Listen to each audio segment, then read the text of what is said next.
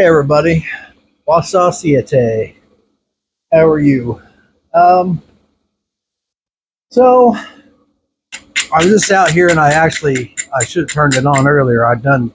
Took some percussion strikes and thinned this thing out some, but this is a piece of Kia Cook, and I just wanted to. I spent today down in Texarkana. That's running around and do down there, and I found a chemical company down there that I'm now getting my salt oil from, or at least I think I'm going to. Um, I know few people I know they use diesel fuel and stuff. My wife just she ain't having it. You can't even walk past the saw when it's got diesel fuel in it without smelling like diesel. And plus, I can't have diesel all over me going back in and out of the rock shop and into the leather shop. That just no one wants to receive their nice smelling leather goods smelling like diesel, so that just won't work for me. But I'll probably take a couple more strikes on this. I'm going to also touch on platforms and indirect as a whole. So let's start with the indirect. So I don't care what indirect stick you use, but if you're not doing indirect and you're having trouble with your accuracy and thinning and things like that, I would suggest giving indirect a try. Um, it's not for everybody. A lot of guys never use it; they only use direct percussion, and that's fine too. Uh, Honestly, I'm not proficient enough with direct percussion to take a piece all the way. I have, but not consistently all the way to the end with direct percussion. So um, I rely kind of pretty heavily on pressure flaking and indirect percussion. And there's nothing wrong with that either. That's why we all nap a little bit differently. But when I was using an indirect stick like this issue stick here, um, well, I have one that's a little heavier, and they do make them that's a little bit heavier like this, but it was the same results. Just there's was so much energy loss, and I just never could get flakes to travel with these things. Just couldn't do it. If you can, my hat's off to you. I'm not saying you should change, but I went through a whole bunch of trial and error, trying everything from aluminum to steel. And I'll tell you now, aluminum has some benefits. There is some good things about aluminum, and aluminum can have its place in your arsenal. I do really like it for obsidian, but when I developed these sticks, I developed 4 different sizes because I thought, the whole time I'm thinking when I'm trying to use this and I can't take off any big flakes, I'm thinking, well, what the heck, man? I got this one indirect stick and nothing else. That's it. There's only one of them. I said, no, and I thought, what sense does that make? Because every time I buy a set of boppers, I buy a set of 5, and they're 5 different sizes, and I use all 5 of them. Maybe this one and this one more than the others, or maybe these 3.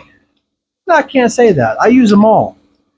And I wouldn't want to be without any of them. Now, I know people, and I've watched people nap that only use, they'll get one size bopper, and that's what they use all the way through, and more power to them.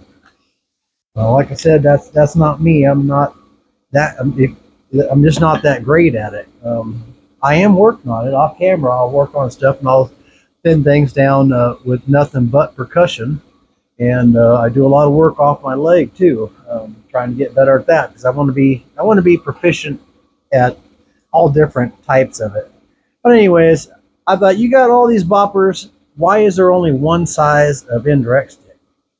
And the answer to that is, for me, is there should be different sizes, and that's why I came up with all these. And I tried with different size coppers and different lengths coppers and different ways that the solid sticks, these flexi sticks, which I like the flexi sticks way more than solid. I was making them solid for quite a while.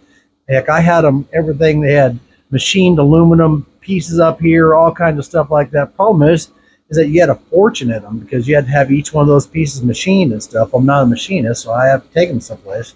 And I came up with these, and they were a more affordable option. Now they're more expensive than a lot of sticks that's got a nail in the end of it that you can buy for 50 cents or $1, because obviously this is substantial. Here's your nail, and there's the copper that's in this thing. This is the biggest one, of course, but even the smallest one. There's your nail, and there's the copper that's in this thing. There's a big difference. But anyways, I went through a lot of stuff over last year developing this set right here, and I'm pretty proud of it. And I thought, well, I'll make them available for people if they're interested, and if they're not, that's fine too. You don't have to buy nothing from me. I sell rock and I sell a few tools, and that's it. But you don't have to buy nothing from me. I'm just happy that you're watching right now. That's all, and I appreciate you watching. But the question was brought to me today asking about these indirect sticks and why they work better, and I guess it's just a matter of opinion, because I'm not a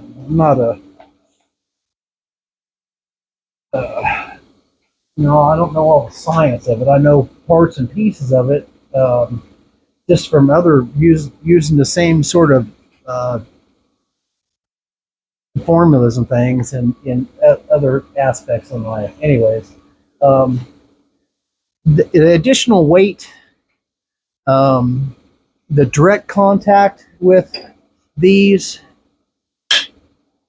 the lack of which focuses, you're getting almost all the energy directly into that. Now, if you get a sponge and you're using it for a mallet, you're not going to have the right results. But if you're using a large piece, 1.5 inch or bigger piece of like high molecular plastic, or a big piece of antler like this, you can even use your bopper.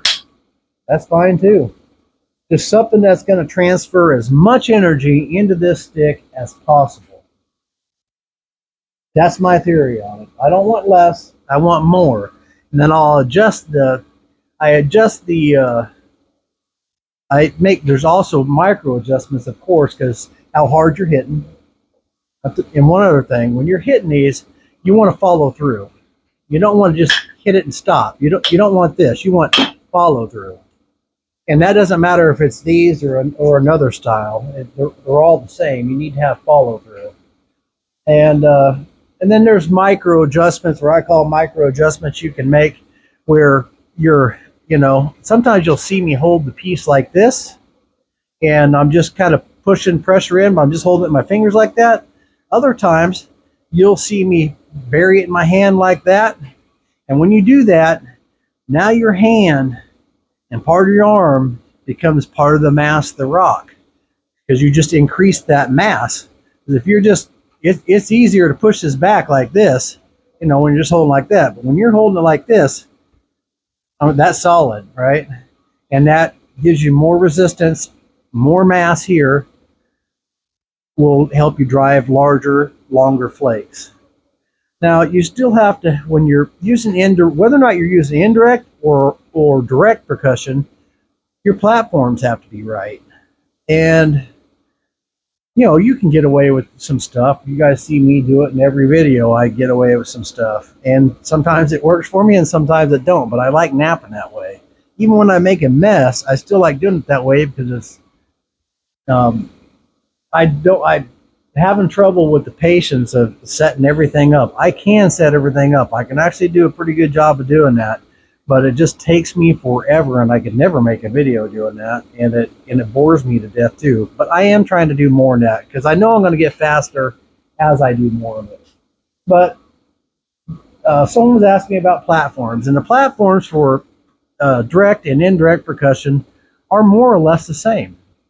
You have the same factors. If you have real snappy stone, you don't want to over abrade because you're going to snap your piece. If you have really crushy stuff, then you're going to need to grind, you're going to need to abrade a little bit more to stiffen the edge.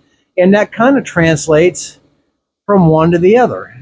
Um, doesn't matter which one. And if you always want to be safe with your strikes, then you should only hit at or slightly below to below center. So at a risk, if you're just trying to eliminate all risks, then you only want to hit below center, but at or below center is fine. And you guys see me hitting above center sometimes. Sometimes I can get away with that, but it also depends on which way I have the stone turned. So the question was about platforms, and I drew this little drawing. Don't laugh at me, I'm not a drawer. But let's see. We got a piece of flint here, and you can see it's been flip-flopped back and forth. Now, although this tip turns a little bit, this flip-flop is pretty close to center. And that's what this represents right here. This is our piece, the outside edges, and this is our flip-flop back and forth. This is more exaggerated because I wanted you to be able to see it.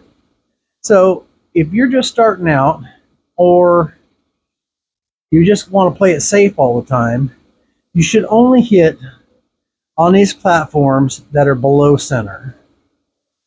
Like this one would come off this side, this one off this side, this one off this side, that one off that side, this one off this side, that one off that side. You can still hit that one, bringing it off that side, and then you'll get a little wibbly wobbly like that. And these are both above center. And let's say this is a little fatter down here. What do you do then if both these are above center? Well, you have to move the center line either by abrading. So you would abrade down this way and bring this edge up so that you're at or above center, so you can take the flakes off this side if that's what you need to do. Like if, all right, here we go with my art skills. Let's say this piece had this fat spot down like this right here, right? And you want to take some flakes off this side to thin some of this out. So you would have to bring, with that there, that brings the center line way up like this, right? You have to bring this center line down so you can take flakes off this side. And you can't get stuck in the thought of, hey, I'm gonna make this piece as big as it possibly can be, and I'm not gonna turn my edges the way I'm supposed to because I'm gonna lose size.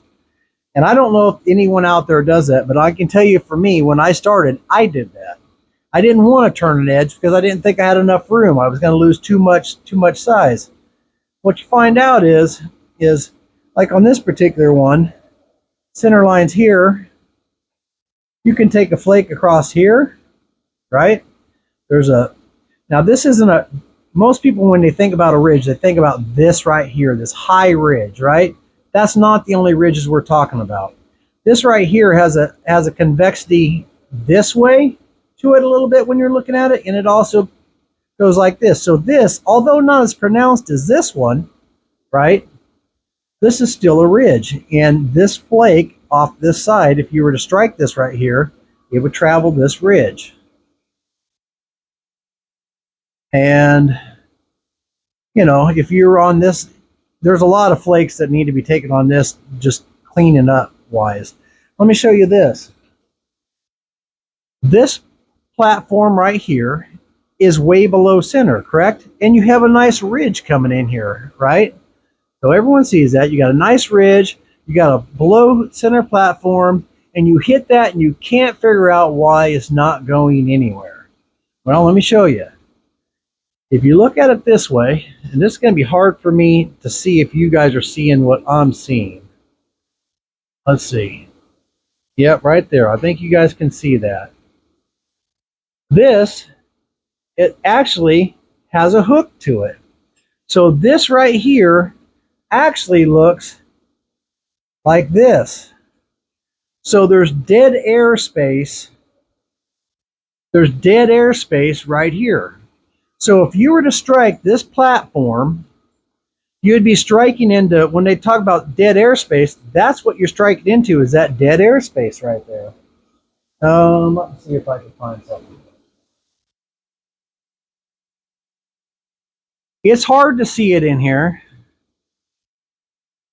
but there, when you lay this on there, there's an airspace in there. I don't know if you can see that or not. I don't know if it's showing up.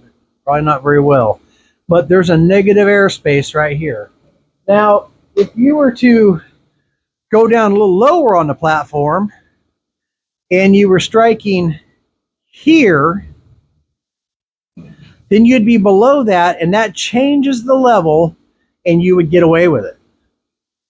But if you're wanting to strike up here on this edge or be completely safe, then on a one like that, you brush down like that,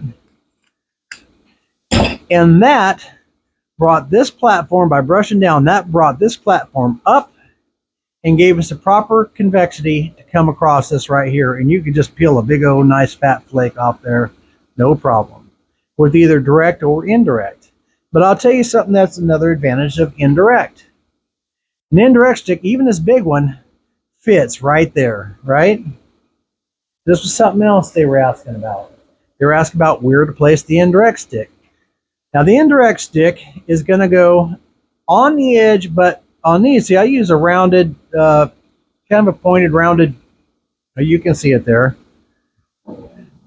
And I would have that laying, you're on the edge, but the end of it, the bottom edge is like right there on it. But that leaves just a little bit hanging over the top. Just like that, if you guys can see that. I hope you guys can. I wish I had my monitor, but I don't. So just a little bit. You're on the edge, place it on the edge, but the tip of it's just rolled over it just a little bit. The other question was the angle. So most of the time, I'd be sitting on the piece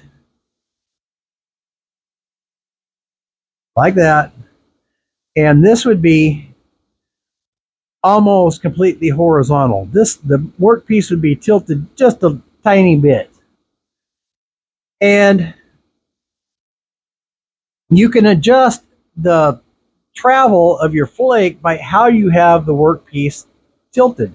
If you tilt it like this, you're gonna have a very short flake. Like this flake would probably go and it'd probably terminate somewhere right here. And you would use a flake like that, a short flake. You're creating a short flake by only turning your workpiece like this. So it's just peeling off a short flake here.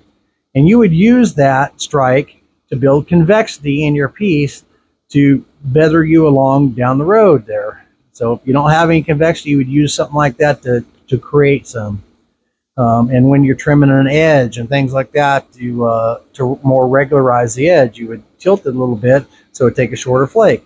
Now, if I wanted to drive a long flake, I go from horizontal to tilted like this. And as you progress in the indirect, the more you tilt it, the more you're driving directly in. So you can get to a point where you're driving this directly across like that and really pushing a flake across the piece. And that's something that I do sometimes, and sometimes I don't. That all comes with experience. But to recap this, and I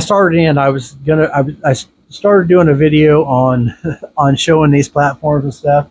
Well, I'm going to do it along with this piece of Kia Good. Now I've gotten to talking, so I think I can actually better explain it by just showing you in the viewfinder.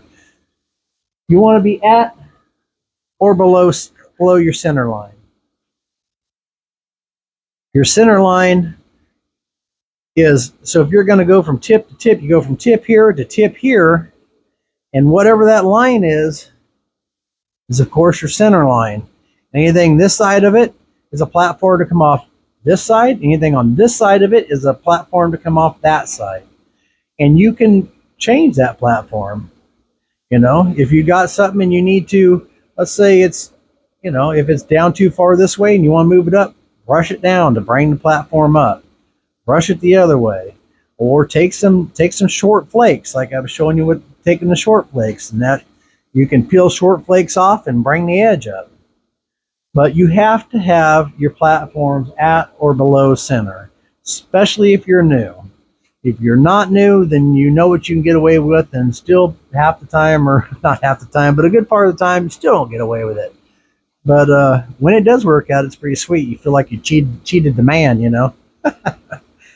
But if you follow those rules and you get used to the micro adjustments, which is the angle of your workpiece, this stays consistent for the most part. It does move, obviously, because it's flexy and it's in your leg and whatever. But this part right here is your adjustment, as far as, because you know where the stick's at, as far as how deep you want the flakes to go in. You want to be set up just on top of the edge, just like that. And hopefully that's close enough up. Set up right on the edge, just like that. And so you do your adjustments like this for your depth of flake that you're taking, and also the inward pressure. Those things, your inward pressure, or using really no pressure sometimes, but your pressure and the angle of your workpiece are going to control your flake and how it runs. As long as you're hitting at or below center, you shouldn't have a problem. And if you're not getting a flake to travel, put more inward pressure. And be sure when you're striking your tool to be out here on the end.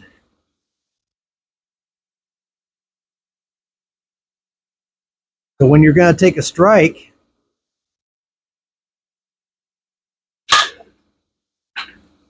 like that, you want to hit up on the tool. Let's show you. Let's put this back together. Let's recreate this here. So the part we actually hit kind of went away, right? We're below where I drew that pencil mark, but we hit on that and peeled that. Honestly, if I would have put more inward pressure, it probably would have continued, or changed the angle of the workpiece, it would have drove on over. But I'm not trying to get an overshot here. But you can see how that works, and it takes away very, very little of the edge. I lose a fraction with indirect percussion of the edge as I do with direct percussion. But that may be as much to do with skill level too. But anyways, I hope that explanation helped some. If that didn't help, then let me know, and I'll do some more. And as far as videos that I have a lot of videos that have a lot of close-ups, and I'll tell you what I did. When I started watching guys, I watched a lot of videos, right? Because there wasn't any one video that was just hey, this has got all the information, this is great, everything else. There was information that needed to be known. It just wasn't out there in one place, and this isn't out there in one place either. This isn't meant to be that. It's just meant to be to show you how to use these indirect sticks, how to have your tool setting on the piece, and how to manipulate these angles to do different things. So I know sometimes you'll see me, man, I'll turn that dude way up like that because I'm trying to drive a flake in that thing, you know. If I got something I'm really trying to hammer on. And it also depends on the material itself and how easy it is to work. But that's all stuff you just have to work out on your own. But I watched a lot of videos because what I found is I'd watch 2 or 3 videos, there wouldn't be anything in it. And then you'd catch a video that just had a little tidbit of something that really helped you out along the way. And it took watching all those videos. I wish I would have made a list of all that stuff, but I didn't. And maybe if I sit down and I think about it, maybe I can figure out, you know, these are the things, that little tidbits that I got that really helped me, and I'll try and do that. But I know watching all the guys that I watched on there, and including Jack Crafty, You watch Jack, and you don't even necessarily have to say something, or sometimes you don't. You just see him do something, and you might have watched him do it 100 times, but you watch enough, sooner or later it clicks, you know. And some of you are probably a lot faster on the pickup than I am, so probably do all right. But just keep your platforms at or below center. Don't be afraid to turn that edge, or learn to work off of, you know, if it's all turned to one edge, work off that side first. And then that'll, as you're working off that side, that'll move the edge up, right? So then you didn't really have to lose anything to turn the edge. But there's going to be times in every piece where you're going to have to turn an edge, at least some, you know. That's just how it is. Um, I don't know what else on that. I'm probably going to end this video, just end it there. And it was just a video of a lot of talking. And hopefully some people will watch it and get something out of it. And hopefully my goofy drawing might have helped. There's other videos out there that has a drawing just like this. Jack Crafty's one of them. He has a video like that, and he's a better drawer than I am. But you can see how this translates here. In this, you get this zigzag pattern just from bifacing a piece of flint, right? So if you got a nodule and you just zigzag the square edge off of it, you're going to end up with a pattern like this, and it's automatically going to give you platforms to strike off of. And as you reduce it down, this zigzag pattern isn't going to be as pronounced as this, obviously, because you're getting thinner, but it's still the same. And it's actually easier because, you know, there's a lot of uneven, there's flakes taken from here, and there'll be more taken from the ends of this and all around. But eventually you want to try and get your flakes running across as much as possible. They don't have to be, but it makes it a lot easier to thin it. And most people think it looks a little better, but I'll leave that up to you. But anyhow, I hope that helps. It may or it may not. But I'm going to turn this thing off, then I'm probably going to nap something. So y'all have a good day, and we'll talk at you next time. Keep napping.